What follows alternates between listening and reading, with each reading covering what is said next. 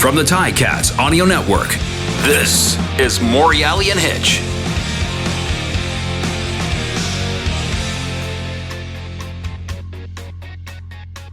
All right, welcome everybody. It's Mike Morreale and Rob Hitchcock. This is the Morreale and Hitchcock. This is let's just keep going. There's no edits to this. This is the Morreale and Hitch show on the Ticats Audio Network. Rob, it feels like we haven't spoke for months, which is probably exactly how long ago we last spoke. Yeah, it's true. I think you said Hitchcock because you spent some time with Cole in Calgary about a month ago. I did. Right? Remember? I did. Yeah. And we talked about our other buddy too. Yeah. I spent some time with Wes. What a beauty. What's going on with your hair? Buddy. What's going on with your hair? Or hair, lack of it at the side? This is me just trying to think I'm young again. You have cleaned up nice. That's the Ronaldo cut. See, he can pull it off. I figure I can pull it off too with much less money. Yeah, you can. And much less fame. Yeah. But it's all good. So what's going on? It's been a boring month or two since we last chatted. Honestly, really? Just boring. I'm in the midst. I've got, as you know, I'm writing that exam again. I was going to ask. I think it's on everyone's mind. Yeah, I read it on the 12th of May, and so this week is going to be just lock myself in a room for a little while and study the crap out of it. I write next Thursday, so I've got a tutor from Miami. He's from Miami. Come on, you can believe it. Yeah, and but virtual, obviously. Virtual, yeah. So he's a bit of a burger. This guy, he's got the cheesy thing here. He drinks a 2-liter bottle of Sprite. He's drinking out of it, and I'm like, he's about maybe 30, and so it's $1,750 US for 16 hours. For 16 hours. So I get him 2 hours a session. So I do like 4 hours a week. And the first couple sessions where he gets some PowerPoint presentation he puts together, I guess, a Cole's Notes version of the book. And then he reads me the slides, reads them to me for an hour. And I'm like, looking out the window, and I'm like, okay. So after the fourth hour, 2 days in, I said, listen, I can read the slides. I need you to teach me. Okay, I just wasted 4 hours. You dropped like $400 or $500 on this guy reading to you. Like bedtime stories. Yeah. So, but they guarantee a pass, or I get all my money back. Really? Yep. Okay. So what's the gist of it? So let's refresh everybody. Rob is taking the securities test, but even to make it more difficult, this is the U.S. securities test. Correct? Is. Yes. Okay. So Rob can sell securities in the U.S. He's not a security guard. He already passed that test. Yeah, that's so. But these tests, if anyone has taken them, the equivalent of the Canadian one, American, doesn't matter. They're horrible. Yeah. Because they're like A and B and not C, C and not D, D and this, and it's just like a crapshoot. So this guy teaches you, does he teach you the answer, or does he teach you the way to beat the test? He can't teach me the way to beat it, but gives me like tons of questions. So like I said to him after the fourth hour, I said, all I need is, I've done it twice already. I need questions. Give me 1,000 questions and just let me just do them. So this week I'm just doing questions. So anyways, Enough of that. I pass on the 12th and then I got to write 2 more. That's going to be fun. Oh, 2 more. Yeah. 2 more. How many? Right on your chin. Okay. So listen, I'm not here this week. It's Tuesday, I think, as a matter of fact. I don't know when this is going to air, but let's assume it may be today, it may be tomorrow.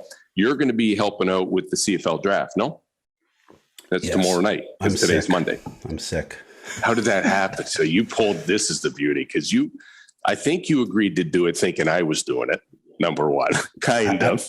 I don't think I read the actual email, and I thought we were doing a podcast there. That's what I kind of thought. But I swear on my dad's life, I do have an update that I have to be on from Asia at 9:30. So I'm only going to be there for a couple hours. Again, let's back up here. So Rob agreed to do the draft show with Louis B and Butko's brother and a bunch. I think Fantu's there and a bunch of people. I had been asked to do it along with you. I can't be there. I'm traveling. Rob didn't know that. He said yes. And then we were going back and forth on text with our buddy Dave Cadeau. And then all of a sudden, Rob realized I wasn't going to be there. And all of a sudden, about an hour later, he's like, oh, I got to leave early. Here, look at my calendar. It took a picture of his calendar, which I think I'm the one that sent you the note that said, hey, you got something tonight at 9:30 at night. I swear to God, I do. I'll even show it. I got another one on Thursday. I believe you. I believe you. Listen, today is a special day. Yeah. Big time day. We have our guest on today. We have no idea who the guest is.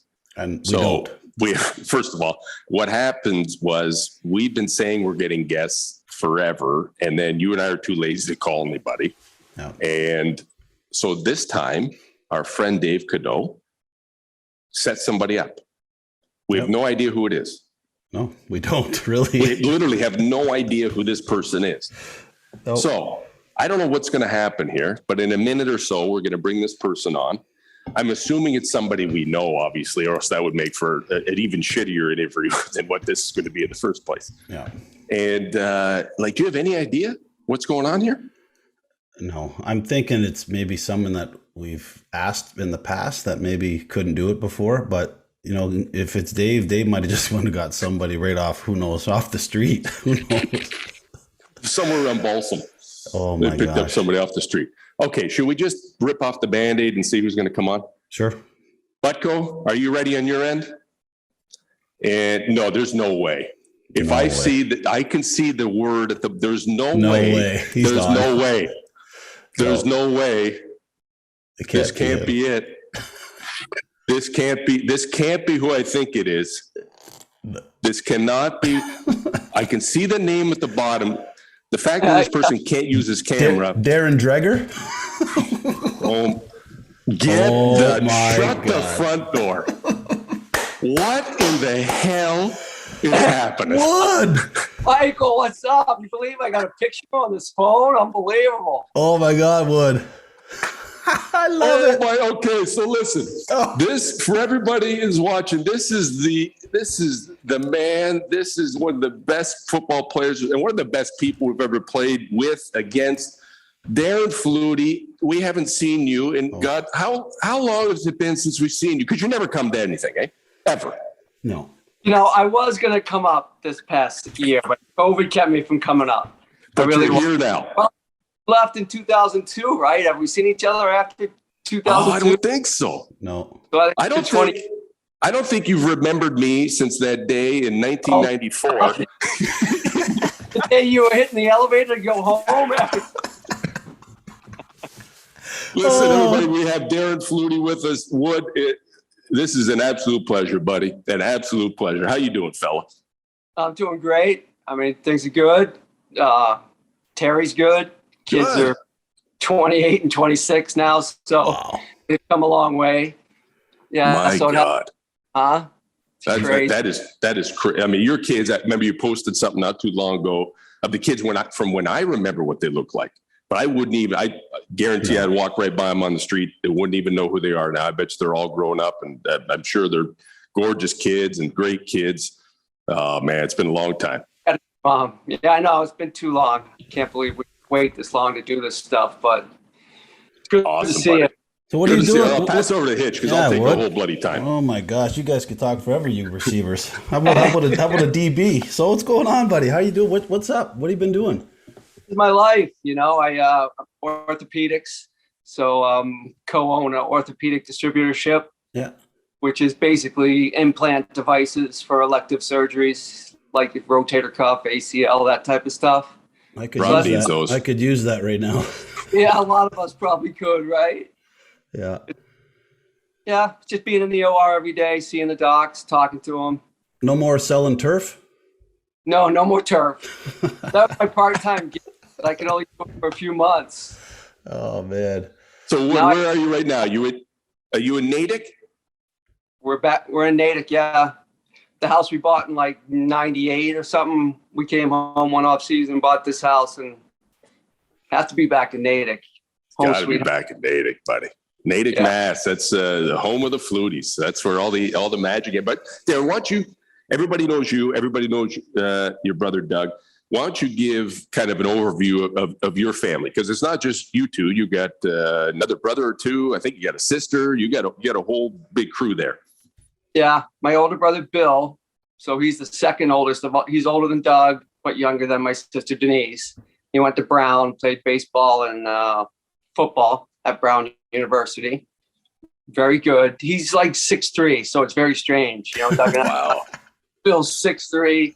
He's got all his hair. He's the smart one. And then I have an older sister, Denise. Now they're all down in Florida now. They're Doug, Denise, Bill. All of them have moved back to where we grew up in Florida, to Melbourne, Florida. Awesome, man. We're the last adults up here. My wife won't leave Nate. She won't leave, eh? Because you guys are high school sweethearts, aren't you? No, we knew each other in high school. Okay. But he knew too much about me back then to date me. And then over time, like, all right, I'll give in. You broke her down. You broke her right down. Wore down, Mike. That's right. I'm surprised anyway, because if you would have taken her on a date, you would have forgot your wallet. So I would have just said all I have is American, depending on which country I'm in. Yeah. Oh, you money? Sorry, you got change for 100 Canadian or American? Oh man, that was one of the funniest. You know, over our time playing together, we played for a bunch of years, and every time, to people that are listening out here, every time that we went out, Flutes would come out and eat with us, and then, oh, I only got American. Oh, they can take that. They can take that. No, they can't. I can't break the 100. You never broke the 100, eh? Never broke 100. And we got what, 180 in Canadian per diem, but he didn't get it that week. No. Beautiful. No, that went to other more important things. Hey, listen, I'm living in Grimsby now, buddy. That was your neck of the woods when you played up here, eh? Wow, you kicked it a little bit away from Hamilton? That's tough for you out of Stony Creek. That's tough, buddy. Well, Hitch moved even further because he's in St. Catharines. Probably the smartest thing he ever did. He got out of the city, or else God knows what would have happened. Got to be out here. I was living out here when you were playing with us. Yeah. That's because we were telling the story, Wood, when we because remember Hitch used to have the old get together before training camp started as his place. And the local guys used to drive up, which were a couple of days before training camp. And of course, Andrew used to come up and then told his wife the QEW closed down, so he couldn't drive home, just so he could stay up and have a few more drinks. Now the QEW, his wife Grace was a police officer, could have checked at any time, and the QEW was closed. Couldn't get home. Anything to make it to a party. Drew. Oh, God, yeah. I did see Andrew. He came to Boston for like his kid's hockey thing or something. And I met it with him. That was like 5-7 years ago or something. Man, time flies. You know, I heard only a small part. You were on a podcast not too long ago, some Tie-Cat podcast, not through him, through I think a fan. Right. And you were telling some stories, but I never could find the actual podcast. I just heard a preview. So what kind of wisdom were you spouting off on that? Who'd you throw under the bus? Those questions were crazy. No, I mean, when they, come on, what we said in the locker room in the day is totally different than the way you feel now, right? Yeah. Yeah. Feel that way. Now you miss every moment and you wish it lasted longer because there was such, that great bond between all of us. Of course, we give each other a hard time about everything. But that's what you do.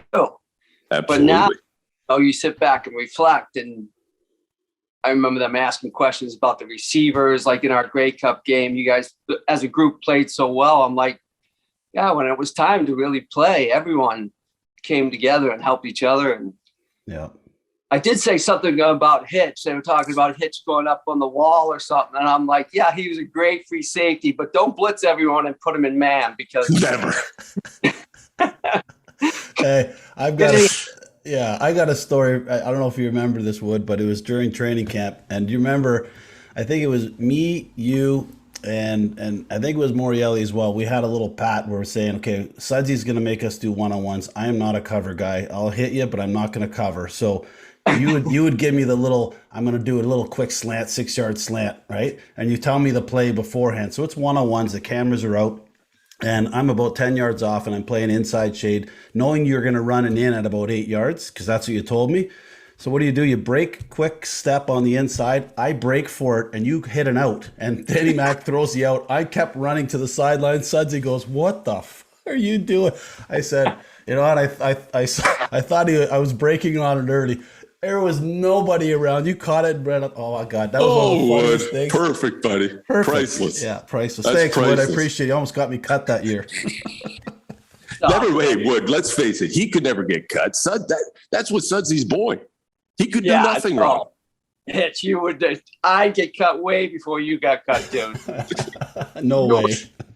Sudsy loved you. Oh, yeah.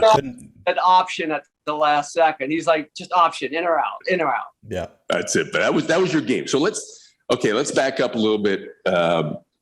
So you started in BC. Obviously got a chance to play out there with your brother. Then you went to Edmonton. And then what the hell made you come to Hamilton? What was it about either the players, the city, the situation? Like, what happened? What was that move like? Because that was a big move. Yeah, it was a big move to, I like to get in one place, be comfortable, and play there. I'd like to play there forever.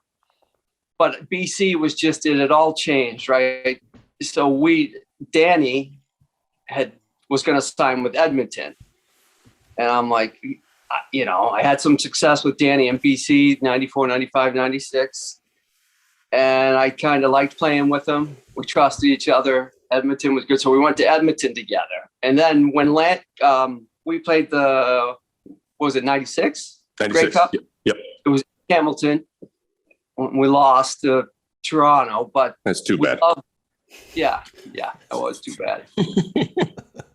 I stomped that game, by the way. But we did. We had a great week. It was fun. The fans were coming up to you and talking CFL, and there was a buzz. But really, it was Coach Lancaster had planted that. He had said, I think I want to head east to Hamilton and coach out there. And I think everyone in the league knew it. We knew it for sure. Like I think the year before in Hamilton, 1-17 or something like that. 2-16 or something like that. It was bad. Yeah. But it was a good team. Yeah. Like I never looked forward to playing Hamilton those couple years because they had such a good defense. Mm-hmm. Like I don't know what offense, but I knew defensively they were tough to get open. It was tough to really move the ball. But at the end of the game, you were probably going to win. Yeah. Just because they just couldn't put it over the top. We didn't know how to finish. Yeah. And I'm talking to Danny. I'm like, geez, with you at quarterback, I can help out at receiver. We got Coach Lancaster. That gives Hamilton an offense. Like we should be able to win immediately in Hamilton. And that was the thinking. It was Coach Lancaster was going and we had bonded. And of course, D-Mac was going to follow. I'm like, I'm not going to stay in Edmonton with Coach Stevenson and what's the quarterback's name? Archer. Yeah. Oh yeah, that's right. David Archer. Yeah. Archer was with me with the Chargers. That's right, because he came down. They both Stevenson and Archer would have come from San Antonio, right? Right. That's right. Yeah. Wow. Yeah. Interesting. That's awesome. I had an Arch, but I had to stick with B-Mac. Reunite with you. Oh yeah. This is reuniting with me. So let's go back to that quickly. When I got drafted to BC in '94 myself, and there was a bunch of receivers. I think I've told this story before, but it was Trevor Shaw and Steph Potasic, myself, and Matt Clark. Remember, he retired in the offseason, or didn't come to training camp. So we all thought we'd get a chance to back up the Canadian Matt Clark, and all of a sudden he's not there. And so I'm in mini camp, and within about 4 days, I'm gone. I'm out the door. I got very, very little reps. And I remember going back, the vets were just rolling in, and we're staying at some hotel in Surrey. And I got to the elevator, and there's Darren Flutie. And I was so pumped. I was like, hey, Mr. Flutie, hey, it's nice to meet you. And, this is great. He's yeah, whatever, kid. Literally got off the elevator and left. And I didn't realize till years later, his approach was basically, listen, kid, if you're not going to make the team, I don't even bother getting to know you. I just know the guys that are here, and that's it. So we did reunite. I gave impression, but I didn't know, man. I didn't know what we were doing that year. That was a crazy year. 94. You went to the Grey Cup. You won the Grey Cup. Oh, we ended up in the Grey Cup, but that was Mervyn with us that year. He came back. Mervyn came back that year. Yep. Yeah. So who was the Canadian receiver in that? I think Matt Clark ended up coming back that year, but after training camp, and they held on to Trevor and they held on to Steph, but both I think got injured. And then those two came back the following year. I got released, and then Toronto picked me up. But I remember watching. So there's been a few times in my career I didn't make the team, or I didn't play on the team that won the Grey Cup. So 94, I got drafted there. BC goes on to win the Grey Cup. Go to Toronto the next year. 96, we win the Grey Cup in Hamilton. I leave in 97 to come in Toronto. We leave in 97 to come to Hamilton. 97, Toronto wins the Grey Cup. Then I go back to Toronto in 2002, 2003. I leave in 2004. Argos win the Grey Cup again. It just seems that everywhere I left, the teams got better.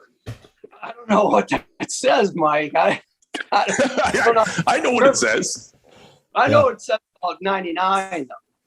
So yes. You could have like 6 cups under your belt right now. I know. That would have been nice. Eh? Yeah. Well, but that's all right. I got a couple right here, and I'll remember those. Well, how many you got? How many you got, Wood? 2? I took 2 for 4. Yeah. Yep. I'm 1 for 2 on my chin. On your chin. I feel like you robbed us. 96. I can't believe we didn't win that game. But that was, as you know. So you were in Edmonton. I was in Toronto.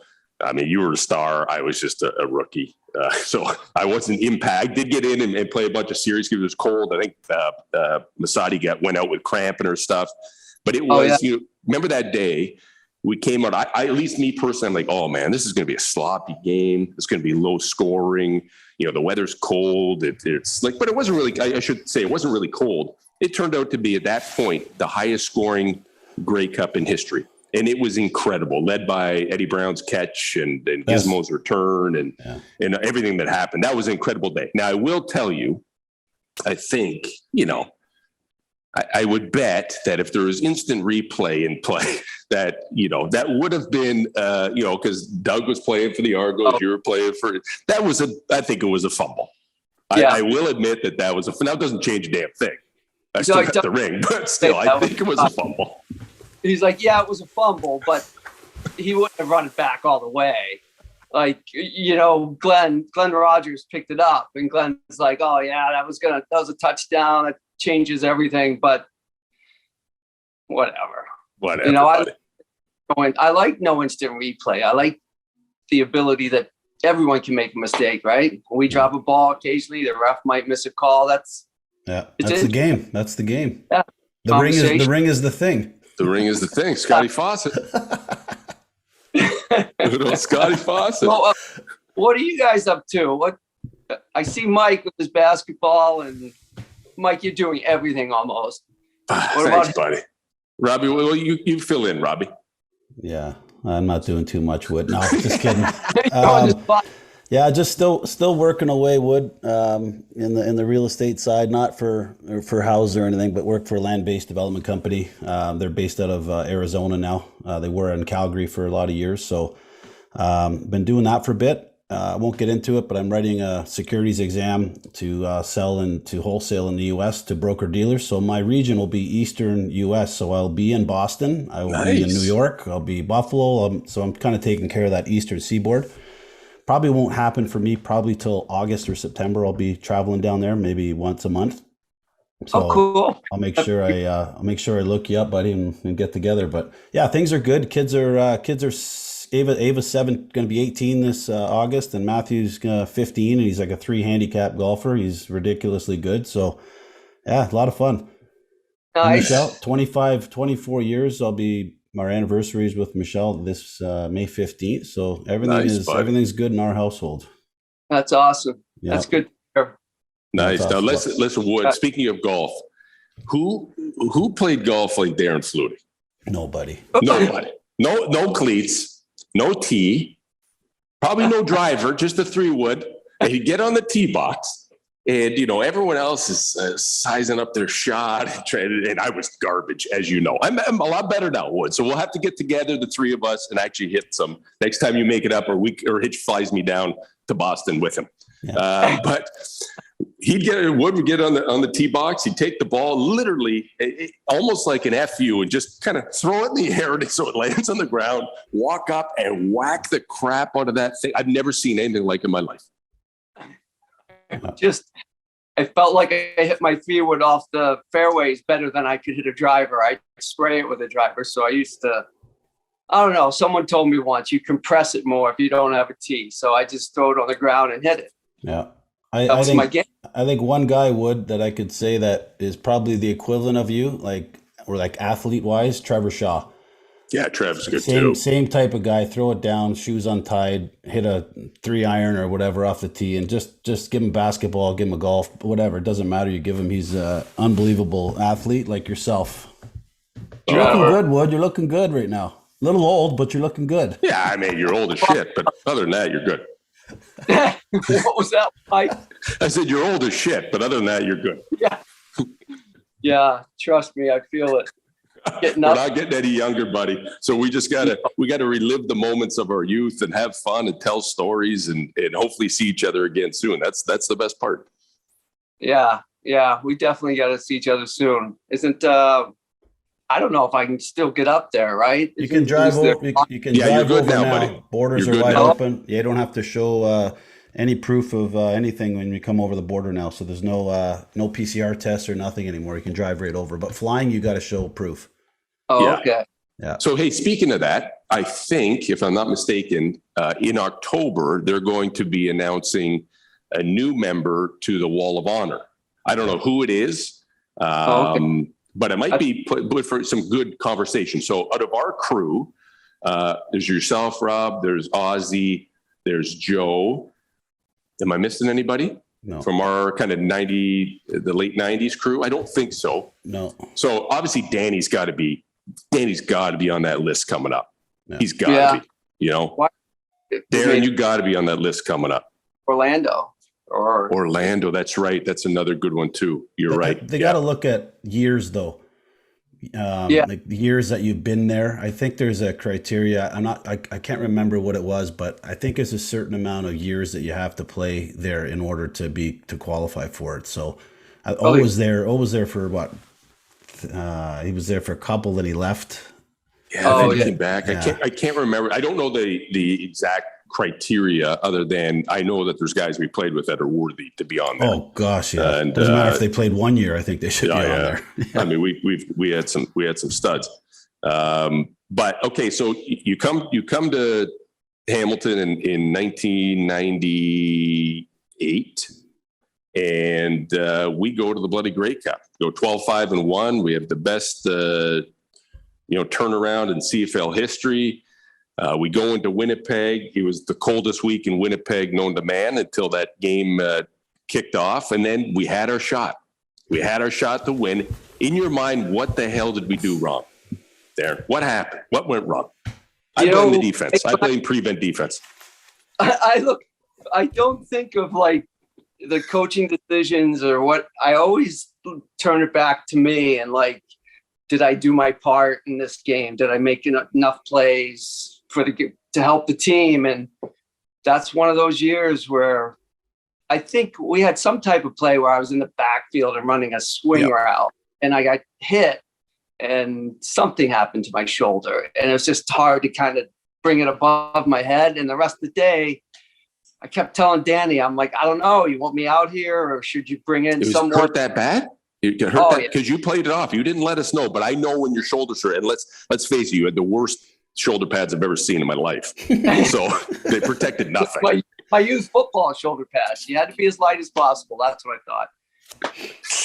170.4 about it was my playing weight. I'm now 163. So yeah, okay, that's not too bad. Most people gain weight. You're looking nice and trim. You're good. You're good.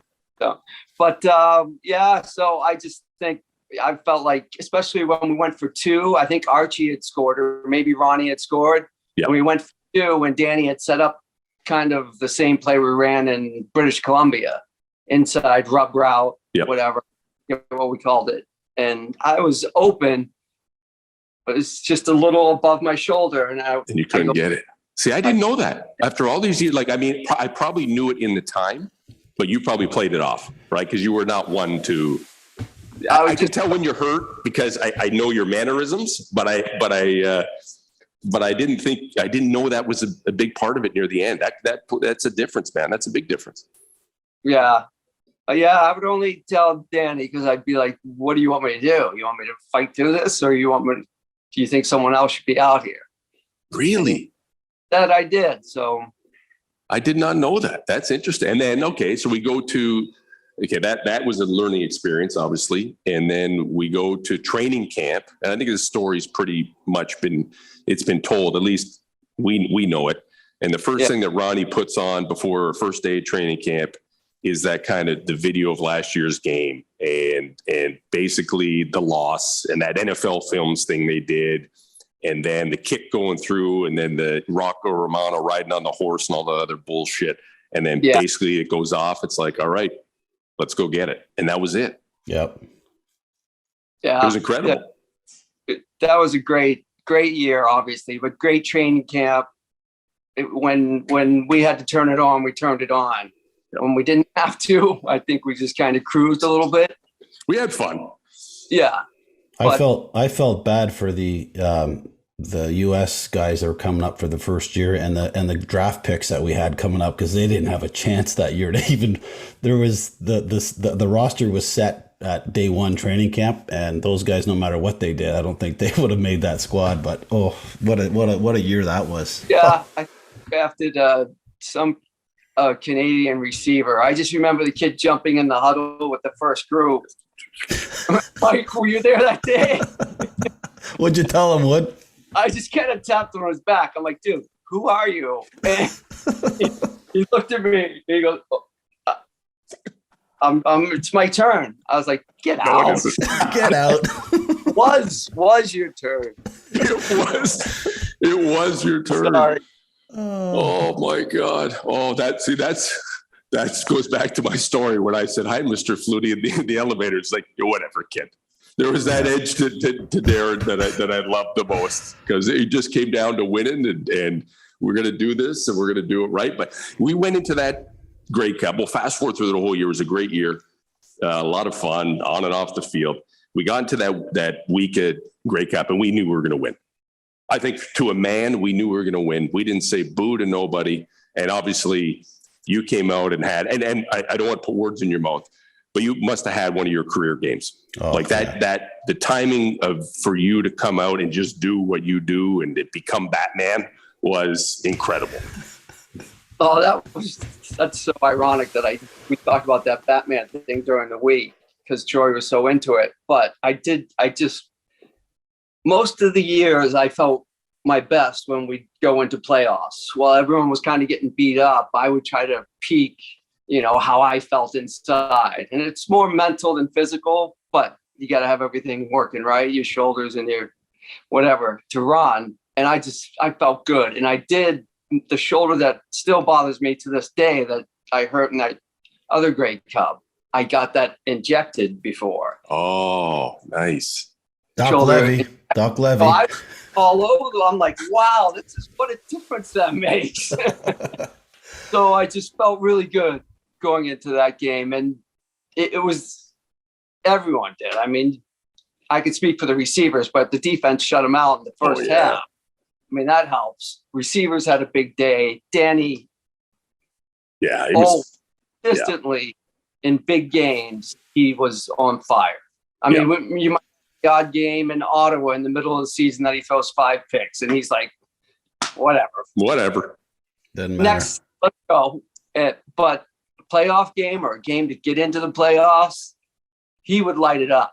Yeah. And if we didn't make plays, you and I and whoever else we had, Archie had a great game.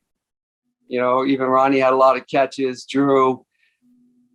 If we didn't make the plays, it was our fault because he was putting it right where he needed to. Yeah. I mean, I've always said. So. And Darren, you played. How many years did you play? You played what? 13, 12? I mean, just in the CFL because you played more in Arizona or wherever, right? 91 to 2002, whatever that adds up to, 12.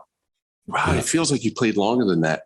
But I mean, not that that's a short period of time. That's a long, long time. But I mean, you had lots of great quarterbacks. I was blessed to play with tons of great, all Hall of Fame quarterbacks, from Ken Austin to Danny to Calvillo to Damon Allen, et cetera, et cetera. The best football player I played with was your brother, like in terms of seeing the field. He saw the field to me like Wayne Gretzky saw the ice. Like he just saw it. But I also say the same thing to people. I say if Darren played quarterback, I bet you he could be as good or better than Doug. That's just my opinion, just because I also felt that you saw the field from a receiver point of view better than anybody saw the field. But the relationship you had with Danny and was incredible, because I got a taste of it after you were gone. Like I got the feeling where Danny trusted me to at least some sort of level that he trusted you, or you trusted each other. And it was incredible because it makes for fun football. But what was it that allowed for that relationship, and how quickly did you know, like going back to the BC Edmonton days, that was a relationship? Like how did that get built? Well, it certainly wasn't automatic, because I remember him in British Columbia. He came in a lot in that 94 season. I think it was just 94 he was there. I don't think he was there in 93. And when he first came in, I remember in Winnipeg, like a couple routes we were off, and he threw it to one spot and I broke the other way. And I just started to say, hey, listen, if you don't mind, let's stay after practice and just work on some of these option routes backside, or when we're in trips and I'm the middle guy, let's run this option and let's really get each other's timing down. And I think Danny got to the point where he could recognize kind of my body language. And of course, we started to read coverages the same way. We're like, all right, if they're going to roll up the corner and he's just going to jam me and then let me go, then I'm one-on-one with that backer. If the backer comes too wide, I'm going to loop inside. If he stays inside, I'll just hook quickly between him and the corner. Now, that weak side route, we ran over and over. Anyone that played kind of cut coverage weak. Yep. Remember the Montreal playoff game? Oh, yeah. Ozzy had the kick. We had like one play, and they got in that cut coverage weak. So Danny rolled me over to the weak side and said, just run that little 15-yard option route. And he drills it, bring out Ozzy. Ozzy kicks a 54-yarder. Hitch cries. Remember my face? Take a picture of Hitch's face crying. Then we take that picture, we put it in the urinal, and then we pee on it. So it's all stories. They all come together with. Yes. But here's the crazy thing. I played with Darren for at least 5 years, and I never realized how much you and Danny, like I knew you had an uncanny ability to know exactly what you guys were doing, but sometimes I failed to realize how much you still worked on it every day. Well, I know you individually worked. You ran Skelly, you ran Scout. When you weren't in, you were running gassers. You were doing all the things that, I probably should have been doing, to be honest with you. But I didn't know, like those little sidebar conversations that you and Danny were having during a game like that, I didn't even know about, which is incredible, right? It just kind of just happened. It was, you got that on defense, right? You have your guys where you kind of have like, you don't have to speak and you understand. With watching Darren and Danny do their thing, it was incredible, man. There was nothing like it. Yeah, to go off of that, when O and Gerald Vaughn were on the left side, and I would just tell them, like if they were in man to man, I would say, guys, you have no help over the top. I'm gonna go help you. I'm gonna go help the strong side, because those two just work so well together. And try to go catch a ball on those two on that side, forget it. So I used to leave all the time because I know that side was locked down every time. So it made my job a lot easier. That's for sure. Unbelievable. But how hard was going against GV every day? Remember going against GV Wood? That made us better receivers. Yeah, well, that's why I would run scout team all the time, because you're practicing against the best. I mean, that 94 year in BC, hate to keep bringing it up, but I think they had Barry Wilburn, they had Les Brown, Jefferson. Yeah. I mean, the backups were like great players. Yeah. Barry Wilburn, may have been the best defensive back I ever played against. NFL, college. Wow. FL. He was just so tall, such an arm span. If he walked up to jam me, it was really tough. I kind of had to duck under him to get off the ball. Yeah. And then he could run with anyone. Yeah. But you never knew if he was going to show up at the game. we played in Baltimore one year, and we're out in warm-ups. It's about 15 minutes before the game. Then I see him come out of the tunnel. I guess I went to D the night before to meet all his buddies, and yeah, baby, cutting it a little close. That's awesome. The good old days, buddy. You know who was like that? It is remember Darren Hall in Calgary? There was another guy, because armed long. He was like the first true like Sam, who was tall with the long arms. And if you ran an under, or never mind Launder Johnson, who wanted to kill people. But back then, running an under was like taking your life into your own hands. Yeah. Hall was tough when he would walk out and you're number 3 closest to the quarterback at something, and he was in coverage. He was tough. But then, you play long enough against someone. If you study them long enough, you get their weaknesses. And he really had trouble when he would turn his hips and you'd cut back under. He couldn't adjust. Yeah. I mean, he was a linebacker that had speed. Yeah. But so I finally got Daryl Hall down. Then you end up going up against someone like Gerald Vaughn. Well, because Gerald could run with you. That was the thing. Right? And that's where Sudsy was really good to me, because Sudsy would teach me how to run routes against Gerald Vaughn, because he knew Gerald Vaughn's weaknesses. So he'd always tell me, you need to make a move well in advance of him. So you know how sometimes you like to get on top of a DB and get him in a back pedal, and not with Gerald Vaughn, because his arms are so long. The minute you got so close, he just locked you down. So he was like, you have to make your move in a yard and a half away from him, make him reach, and then get around him. Now, you still had some work to do, but just little things like that you probably practiced every day, right? That was your thing. I mean, we're two total different styles, right? Yeah. You're bigger, stronger, so you could use that to get off the ball. I couldn't let their hands on me, because if they got on me, I was done. They were always stronger and bigger than I was. So I did have to keep them at length and kind of use them to do whatever. So always something, right? You got to find a way. Yeah, those are good times. I got something here, guys. I was at my mom's garage last week, and I don't know if you guys can see this, but look at this picture. Oh, how much sauce? How much sauce are you on there? Look. It looked like someone took like one of those pumps and pumped like air into you. Yeah, I don't know. I had a lot of creatine in me. Oh, that was creatine. Oh, yeah. Creatine. That was creatine. Yeah, that's creatine hit the market. Creatine and Tuanols. Creatine and Tuanols. Man, only they still manufacture. I've been looking for them. Those were the best. Those were the best ever. I even Sleeping looked for pills. them. I was in Nicaragua about a month or so ago. I said, okay, and they got pharmacies. I got to find these Tuanols. They don't make them anymore. It's too bad. But those are the days. Once Elvis, that was Elvis medication. Elvis, Aerosmith, all those guys. You read back on those guys fighting them, eh? You're just fighting them and having a good time. Oh yeah. Oh man. Okay, so I didn't ask you this question. I don't know if it's what. So my whole point about the quarterbacks was, your brother to me was the best football player, but Danny's the best all-around quarterback to me. And he was for many reasons. One, because he's a hell of a quarterback. Two, because he never, ever blamed anyone, ever. Like, he always took the blame upon himself.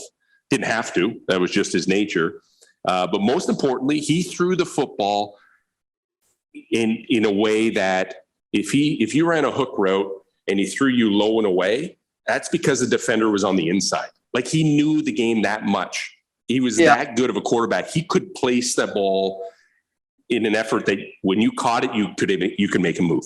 Did you find that? Was that something that, like, who was the guy that for you? I talk about this all the time. Now, I agree with everything you said about Doug and Danny. But Doug had his running ability really helped. And he had a good arm. It's not like he had a big arm. But when the ball came to you, it felt like a little pillow coming to you. It was so catch, right? Where D-Mac had a little bit of a cannon. And if you weren't ready and you hadn't practiced with Danny, it could fly right through your hands. But to your point, I remember we had that 3-man route where the outside would run a wheel and a post, right? Yep. Clear it out, and the inside guy had the 10-yard out. So I think we were playing Calgary. 4-switch. What was it called? 4-switch. All right. I remember it being called like Whopper or something. I don't yes, know. it was Whopper too. Yes, you're right. Gave it a name. But I had pushed it up too far because I didn't think I thought he was going to jump the out because he saw it coming, whoever it was. So I gave him an extra step or two and I ran the out. So the ball's like right on me from Danny. And I wasn't going to go after it, but I put a hand out and it just stuck to my hand where I was wearing those sweet gloves. And I caught it. And, I got about 20 something yards out of it. And I come back to Danny and Danny's like, Wood, you're too deep on that. You're 2 yards too deep. I'm like, dude, I got to get open before I can, you're throwing on time like I'm going to be open all the time. I'm not open all the time. You know how many times I come back to the huddle and I'm like, dude, do not throw me the ball today. Wilburn's covering me. I'm not going to be open. Guess what? He still threw you the ball. But it's tough to compare, I don't know, when Danny's at his best, when he was at his best, which he always was in the playoffs in those big games, it's tough to say I played with anyone better. Yeah. Really tough. Yeah. So I don't know. Hey, it's a good problem to have, right? It's a good problem to have. My time with Doug, I wasn't the receiver I was when I was with Danny. So I was just, I came in but Doug was the guy that I'd be wide open 40 yards down the field because the minute he got out of the pocket and then the DB collapsed on him and then you're just hanging out. And you're right. Doug would throw, it wasn't always the prettiest ball, but it landed in your hands like it didn't even feel like anything, right? It was just an incredible experience. Incredible. Yeah. I'd say, that's the biggest thing about Doug, right? I said running, but extending the play, so he had that scrambling ability. So if you weren't open right away, it's easy to get open when you got 6 seconds. You just find an open area and he'd find you. Yep. Doug was very smart too, though. I remember early in my CFL career, maybe the second game I played in, might have even been the first. I'm supposed to have a post backside, and it's kind of a roll to the left. Mm-hmm. And he said, I'll start on the post, but then come out of it like a bench route or what we would call a short corner or whatever. Yeah. Just make sure you're in the end zone. We were on like the 25-yard line. He's like, I don't want to end up on the 2 or 3. So he'd roll and move the safety that way. And of course, he says that the corner's so lazy on that side, he won't even play it. Sure enough, he just sat there. I ran my bench route, come out of it. It's right there. I mean, he really had a feel, especially the way he'd move his eyes and move the defenders or give a pump fake. Yeah. So Doug his scrambling ability really helped us receivers, where Danny's just precision and knowledge. So did you feel that because both those guys got a chance to really run their own game, that was a big factor in that? Like the fact that, it was when I played with Doug in Toronto, it was Doug's offense. Doug ran the offense. Adam was there. Rita was there just to kind of be there. And Danny, to some part, our D got in there and tried to call some plays. But when Danny was at his best, I mean, Danny he just understood the game. So I think, and so did Doug. I think we just made the decision that D-Mac's the next guy to go up on the wall. I think so. Shit, yeah. I can't believe D-Mac wouldn't be up on that wall by now. Exactly. Really, honest. Yeah, he's got to go up this year. Has to. I can't see how he if does. Danny doesn't come to Hamilton in what year did we come? 98? Yeah. 98. We don't win. No. I mean, Danny makes everything go. Yeah. We wouldn't be talking right now, Wood. No. Can you believe we've been 55 minutes? See that? Like it's not. I could talk to Wood about everything. We haven't even touched on anything yet. I know. Well, we're gonna have to have you back on because I got to roll soon. I got a 10 o'clock. Yeah. Listen, let's. Okay. You're in Natick. We're up here. We need to get together with you again. Hopefully there's a real good reason. Maybe the reason is that Danny goes up on the wall and we can get your ass down here and we can see you again in person and do all those things. We love you, buddy. We love your family. We miss you. Maybe by that time, Rob will pass the security test. We'll see what happens. I'm sure you aced it on the first time, Rob.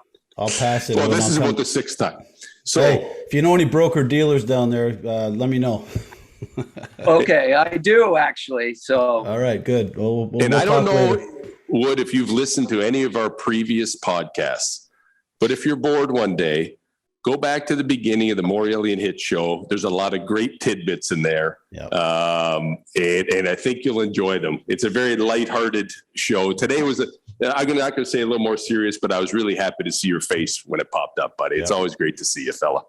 Yeah, you too, Mike. I will. I'll go back and check it out. You know, electronically and technically, I'm not that great, but I'll find it somehow. Get Terry to look it up. She'll find it, buddy. Your kids will help you. Good to see you, buddy. Yeah, all right, Wood. We'll love you, buddy. We'll talk to you soon. Love you too, guys. See you, later, fella. Later, bro. Oh, man. That's awesome. Wood, just close the computer. You're good. Yeah. Close the computer. Shut her down. Or you can stay on. We're going to stay on. There you go. Well, that was fun, Rob. Now he's still back can't on. Turn it off. Don't take it to the bathroom. Don't take it to the bathroom, Darren. Oh, there you are. All day. That's okay. You can walk around. Now you later. He's worse than I am on the computer. Oh my God, we got to get some help for him. Listen, Hitch, sorry, I talked a lot in that. I was really excited to see Darren. I haven't spoken to him in a long time, buddy. But great to see him. One of the best players ever. Oh my! I want to see him in person. Butko, great job keeping that a secret, fella. Yeah, that was good. It was good. It was good. I liked the reveal. It was fun. Yeah. I wasn't sure if it was once I saw the name Darren underneath, I was pumped. About that. Well, listen, Butko, are you helping out tomorrow with the draft? No, I really. No. What's going on? What do you even do now? You just wait for Rob and I to do a podcast? Yeah. Pretty much. Wow. We better do another one quick so we can get a paycheck. Keep you busy. Yeah. Well, boys. All right. From myself, from my friend Rob Hitchcock, and the illustrious David Butko, this has been the Morreale and Hitch Show with special guest Darren Flutie. That was awesome, man. Yeah. Like right here on the Ticats Audio Network. Have a great day, everyone. Bye-bye.